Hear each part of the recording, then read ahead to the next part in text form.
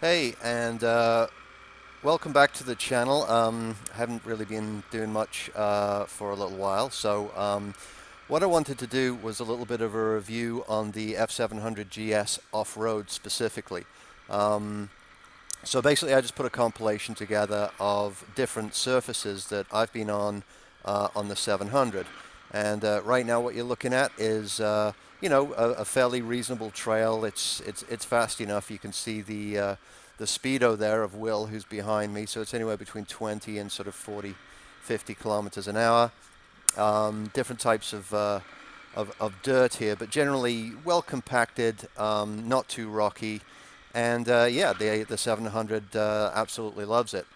In contrast, here's a single track, very rocky, really only going, 5 or 10 kilometers an hour.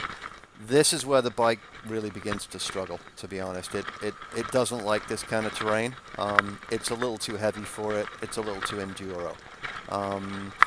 Moving on a little bit, again back to the twin track, nice and easy. But this particular track had some stones, some rocks in it, and as we're booting along here, you'll actually see you have to open the throttle a little bit to get over these bumps, just to lighten the front end. But yeah, no real problems. This is obviously a narrower, really a single track trail here. Again, the bikes are okay, but you really can't go fast.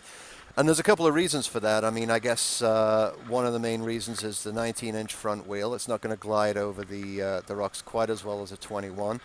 Plus, we're on cast rims. These are not spoked wheels. So you have to be careful with your speed, because if you do jam into a rock at high speed, you're going to crack your wheel. That's going to finish your ride, and you're going to have to push a 500-pound bike out of a single track trail, which is absolutely no fun in anyone's book. So that's a single track. Again, not too bad, certainly doable. And this is a slightly more rocky terrain here. You'll see I go over some pretty decent rocks there. Again, if you accelerate through them, it's not too bad. You just have to be a little generous with your application of throttle. Again, this is the same sort of thing on the same road.